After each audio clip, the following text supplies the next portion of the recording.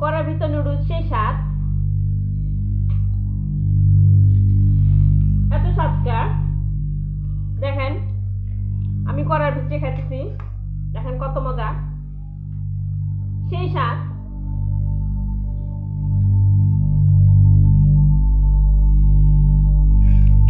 কড়ার ভিতর নুডলস সেই স্বাদ।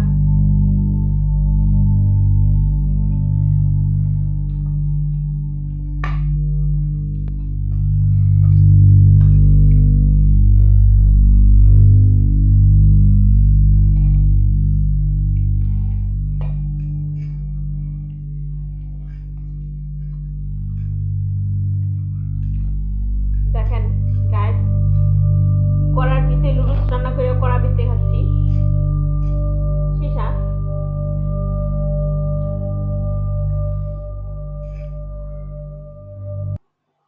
এখন আপনারা বলবেন যে বাটি নাই, কড়ার ভিতরে খাইতেছেন। হ্যাঁ বাটি আছে, বাটিতে খাইলে বাটি ধুতে হইব, ময়লা হয়ে যাবে, সেই জন্য আমি কড়াইতে খাচ্ছি। কড়াইতে খাইলে বাটি ধুতে হবে না, কিন্তু কড়াইতে ধুতে হইব।